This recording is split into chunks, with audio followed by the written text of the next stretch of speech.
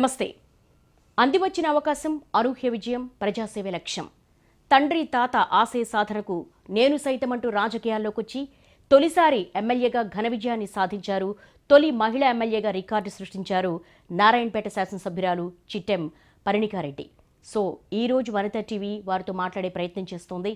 మరి రాజకీయాల్లో వారి ఆశయం ఏంటి, ఎలాంటి లక్ష్యంతో వచ్చారు, ముఖ్యంగా ప్రజలకు ఎటువంటి సేవ చేయాలనుకుంటున్నారో వారి మాటల్లో తెలుసుకుందాం. నమస్కారం పరిణికారెడ్డి గారు. నమస్తే అండి. So first of all congratulations Vanitha TV తరపున. Thank you. సో ఈ విజయాన్ని మీరు ఎక్స్పెక్ట్ చేశారా? విజయాన్ని ఎక్స్పెక్ట్ చేశామండి. ఎందుకంటే ప్రచారం చేస్తున్నప్పుడు జనాల నుంచి వచ్చే రెస్పాన్స్ చూసి తప్పకుండా విజయం అయితే ఎక్స్పెక్ట్ చేశామండి. సో ఫస్ట్ అసెంబ్లీలోకి అడుగు పెట్టినప్పుడు పరిణికారెడ్డి అను నేను అని ప్రమాణం చేసేటప్పుడు మీ ఫీలింగ్ ఏంటి అసలు? చాలా సంతోషంగా ఉండే అండి. ఆ కాలంలో మా తాతగారిని చూశాను ప్రమాణ స్వీకారం చేస్తూ. తనతో పాటు తను ప్యానెల్ స్పీకర్గా ఉండిండే. సో ఆ చైర్ చూడంగానే నేను ఆ చైర్ని చూసుకుంటూ ప్రమాణ స్వీకారం చేస్తున్నప్పుడు తప్పకుండా ఆయన్నే గుర్తొచ్చారు. ఫస్ట్ చిట్టెం నర్సిరెడ్డి గారు. తప్పకుండా ఆయన ఆశీర్వాదం, మా నాన్నగారి ఆశీర్వాదం ఉండుంటుంది. ఈరోజు విజయవంతంగా అందరి ముందుకు వచ్చాను. 3 పదుల వయసులోనే ఒక ఎమ్మెల్యేగా రికార్డు సృష్టించారు, అది మహిళా ఎమ్మెల్యేగా. సో ఏంటి అసలు మీకు స్ఫూర్తి ఎవరు? తాతయ్య నాన్న నుంచి ఏం నేర్చుకున్నారు? తాతయ్య నాన్నగారు ఇద్దరండి ముందు నుంచి కూడా ఇన్స్పిరేషనే అండి. వాళ్ళు చేసిన రాజకీయాలు చిన్న వయసు నాది, అప్పుడు నేను 11 years ఉండొచ్చు వాళ్ళని కోల్పోయినప్పుడు. సో వాళ్ళు రాజకీయాల్లో ఉన్నప్పుడు అసలు రాజకీయం ఏంటో కూడా తెలీదు మాకు. ఎందుకంటే మమ్మల్ని అంత డౌన్ టు ఎర్త్ పెంచారు.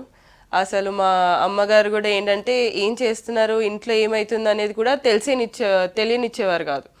సో నా బిజీలో నేను ఉండేదాన్ని, చదువుకునేదాన్ని, తర్వాత స్పోర్ట్స్లో వేసేవారు. సో ఆ రాజకీయం వైపు ఎక్కువ తెలియదు అనమాట. కానీ అవును, పండుగలకు వస్తే ఊరికి వెళ్ళే వాళ్ళం, జనాల అటెన్షన్ చూసి అవునా చాలా బాగుంది కదా అనుకునే వాళ్ళం అంతే.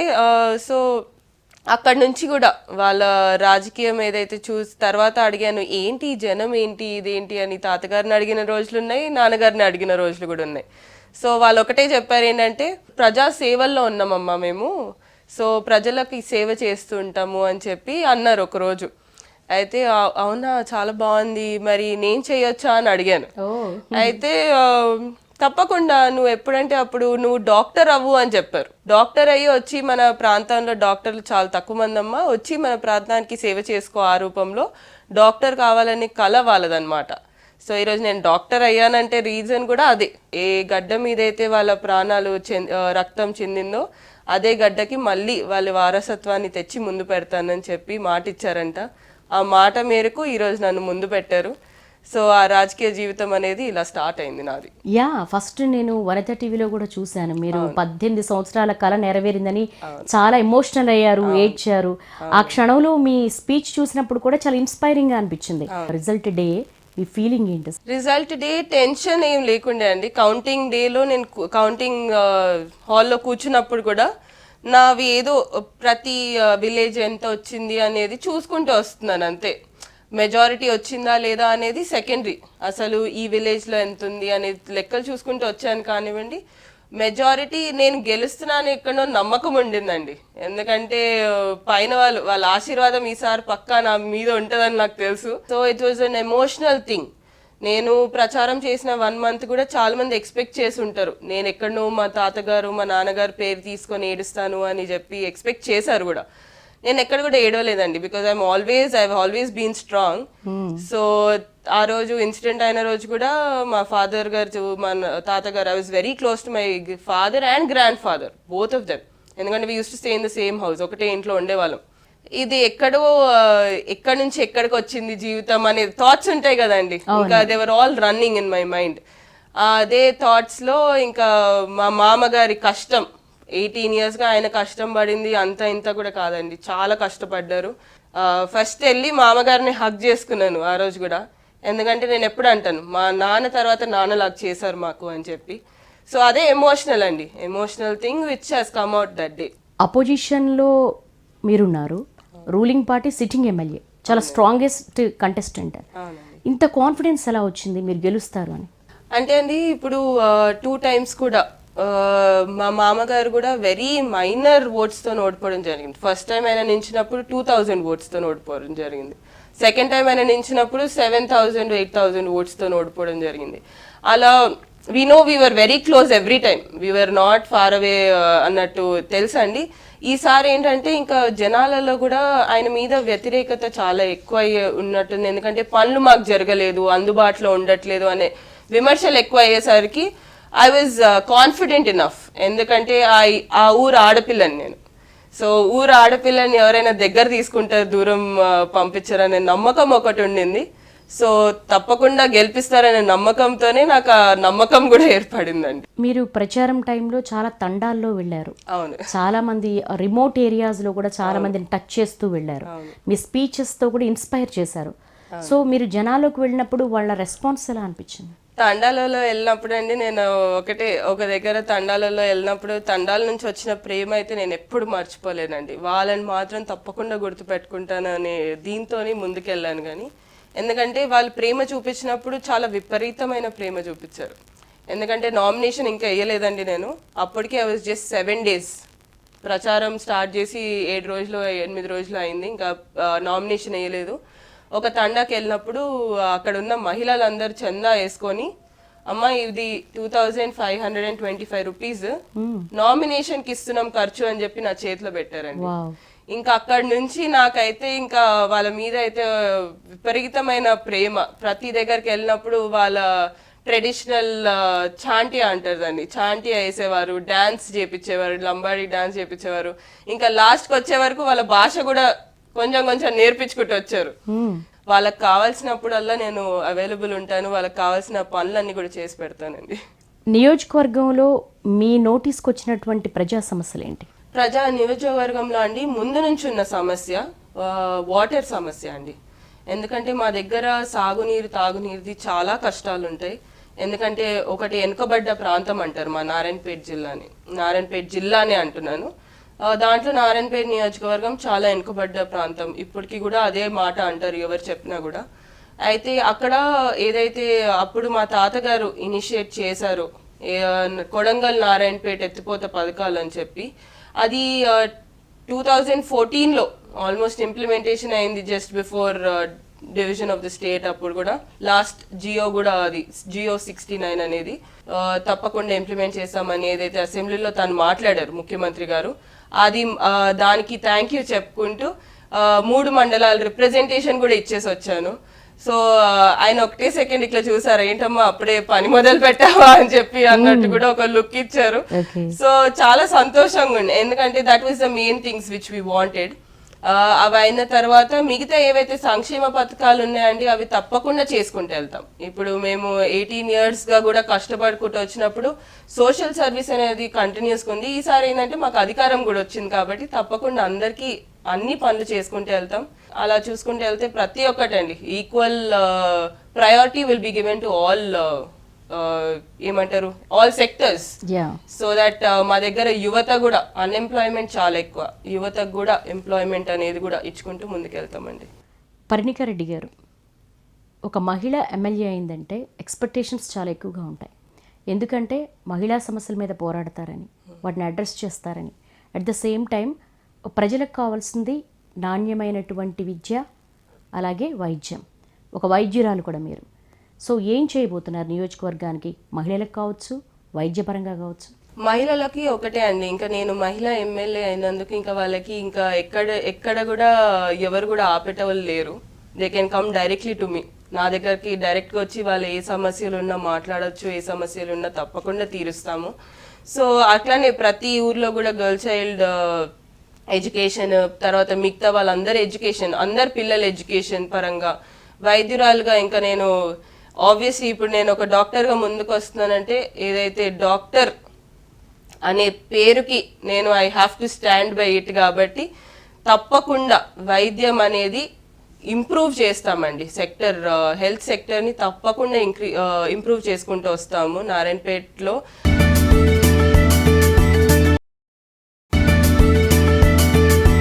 పరిణికారెడ్డి గారు, ఎందుకు ఈ పాయింట్ నేను మెన్షన్ చేశానంటే, వనితా టీవీ పెట్టిన దగ్గర నుంచి కూడా గర్ల్ చైల్డ్ వెల్ఫేర్కి సంబంధించి ఒక పోరాటమే చేసింది.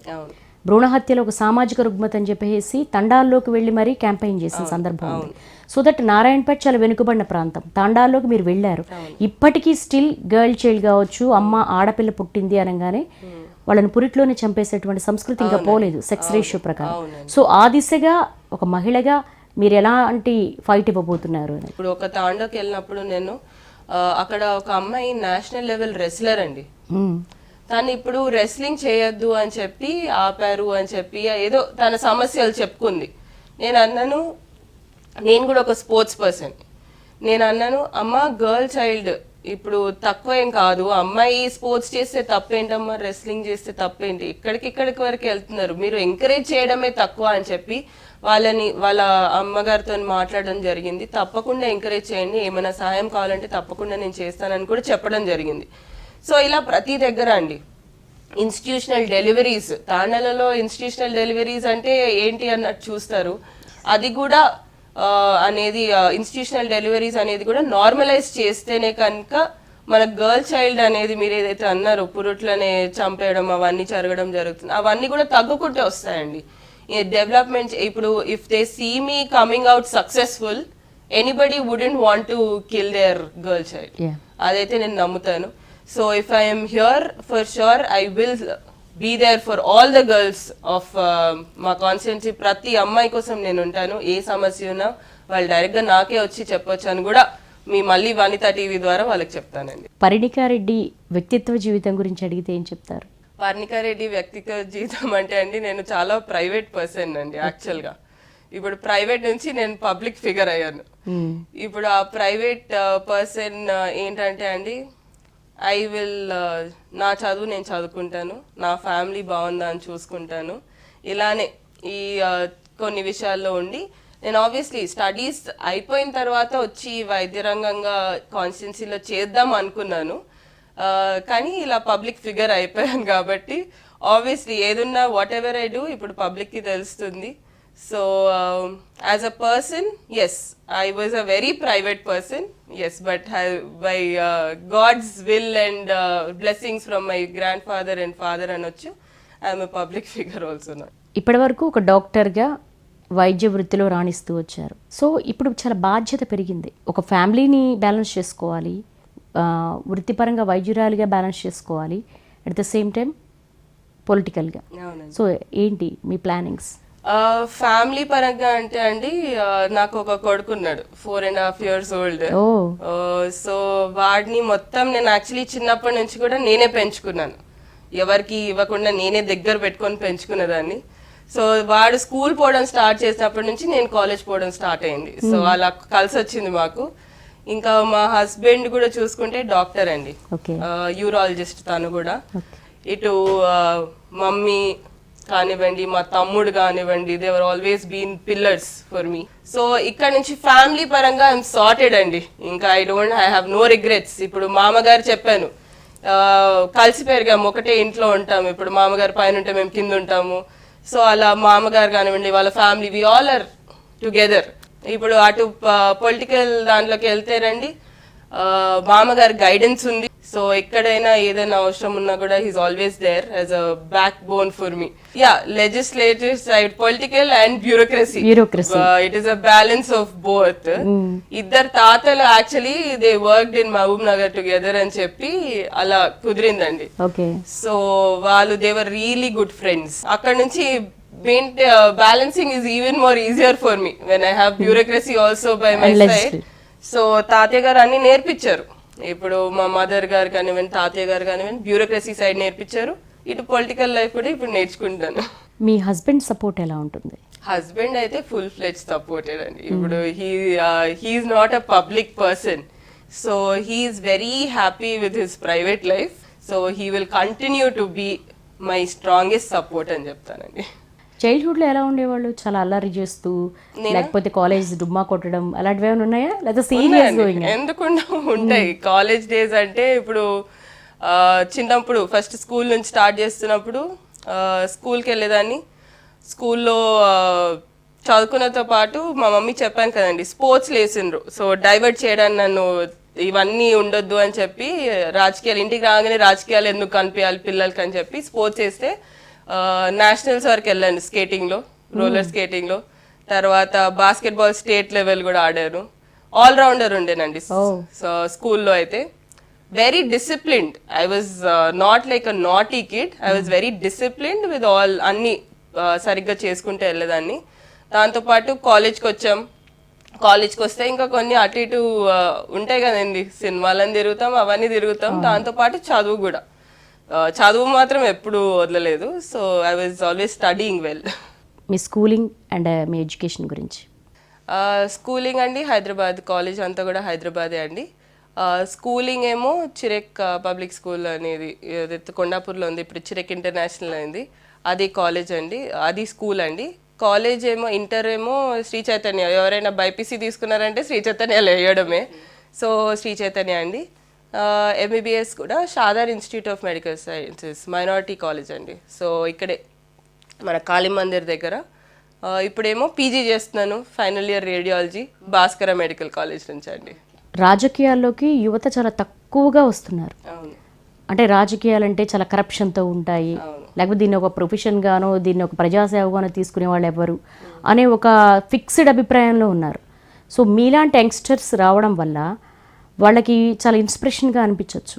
దాని మీద మీరు ఏం చెప్తారు? నేను ఒకటే బిలీవ్ చేస్తానండి, ముందు నుంచి కూడా చెప్తాను, youth is the future of our country. ఏదైనా వాళ్ళు మారవాలి అని అనుకుంటారో, ఇప్పుడు దేనికైతే ఇది చేస్తే ఇది మారాలి, ఇట్లా సిస్టమ్ అని మారాలి అంటే దానికి ఆబ్వియస్లీ మీరు ముందుకు వస్తేనే అది మారుతుంది అని కూడా గ్రహించాలి. ఇప్పుడు మేము ముందుకు వచ్చాము, ఇప్పుడు మమ్మల్ని ఇన్స్పిరేషన్గా కూడా తీసుకునే వాళ్ళు కూడా ఉంటారు. ఓహో, యువతకు కూడా ప్రామినెన్స్ ఉంది ఈ సొసైటీలో అని చెప్పి, గెలవచ్చు కూడా, యువత గెలవచ్చు అనేది కూడా ఉంటుంది. లీవింగ్ అసైడ్ ఫ్యామిలీ బ్యాక్గ్రౌండ్ అవన్నీ పక్కన పెడితే అండి, యూత్ని ఎంకరేజ్ చేసేటట్టు తప్పకుండా ముందుకెళ్తానండి నేను మాత్రం.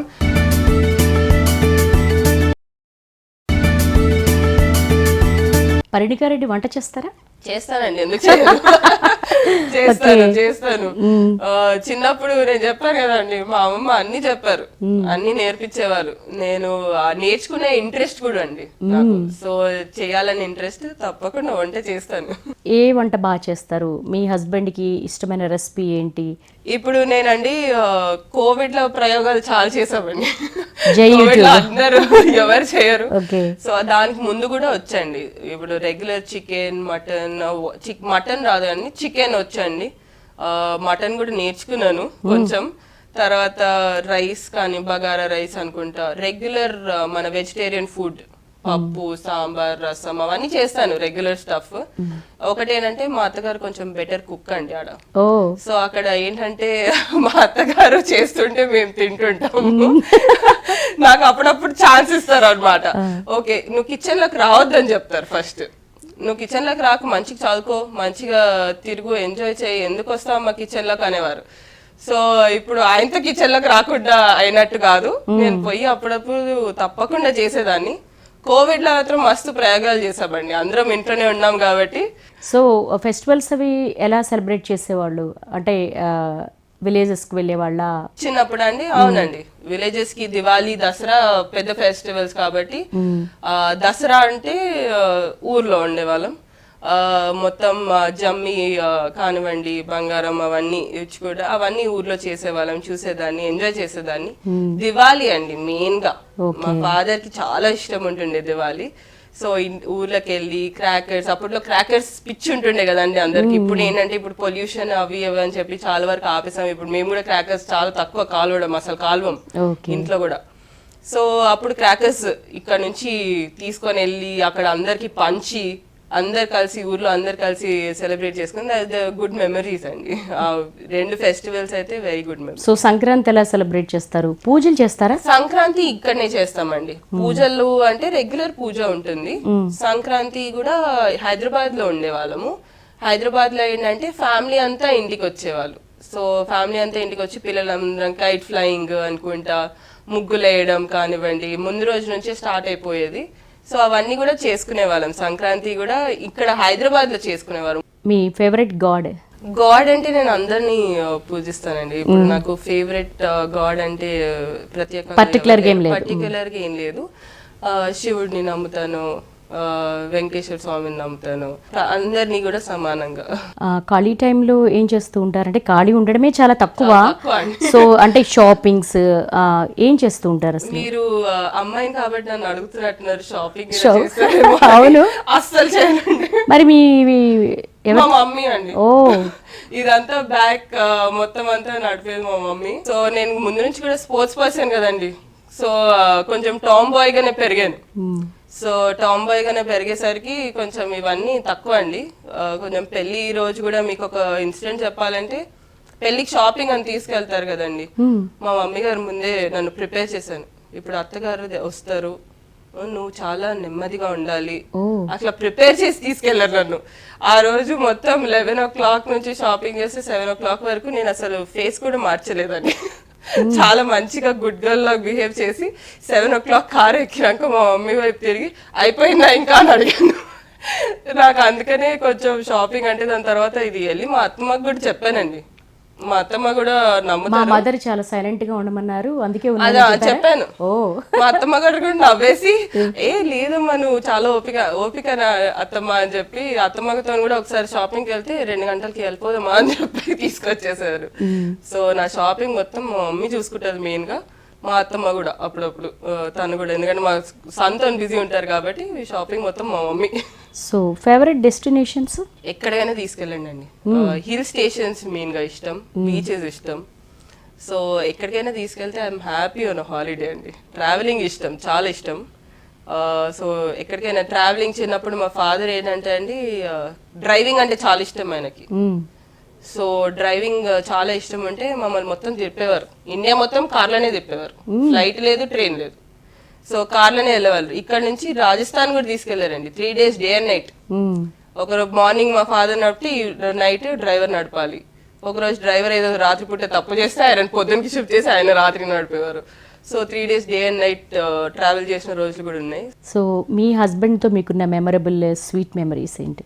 మాకేంటంటే అండి, మాకు టైం దొరికితే we like venturing out new restaurants, eating new food or anything. So అట్లా ట్రావెలింగ్ ఇష్టం. కానీ ఇద్దరం ఏంటంటే అండి, పెళ్ళైనప్పటి నుంచి ఇద్దరం చదువుకుంటాం. ఆయన MCH అని ఆయన చదువుకుంటున్నారు, నేను MD అని నేను చదువుతున్నాను. సో వీలైనంత వరకు we keep travelling. So holidays weekends we are at home happily. అందరితోని ఉండడం, ఇంట్లో ఉండడం ఇష్టం అండి మాకు. చాలా బాధ్యతలు. అవునండి. చిన్న వయసులో పెద్ద బాధ్యతలు. అవునండి. ఖచ్చితంగా మోయాల్సిందే, అన్ని బ్యాలెన్స్ చేయాల్సిందే. అవునండి. సో పొలిటికల్ గా మీ గోల్ ఏంటి? పొలిటికల్ గా గోల్ ఒకటే అండి, ఎంత వరకు వీలైతే అంతవరకు జనాలకు సేవ చేసుకోవడమే గోల్ అండి. నేను ఎప్పుడైనా ఒకటే ప్రచారం అప్పుడు కూడా చెప్పింది ఒకటే, మేము ఎప్పుడు కూడా ఎమ్మెల్యేగా ఉన్నామని కాదు, మీ సేవకుల్లాగా ఉన్నామని చెప్పాము. అదే ఇప్పుడు ఏదైతే కాంగ్రెస్ పార్టీ అందరం కూడా అనుకుంటే మీ సేవకుల్లాగా ముందుకు వస్తామని చెప్పి, అది నేను చెప్పింది ముందు నుంచి కూడా చెప్పుకుంటూ వస్తున్నానండి.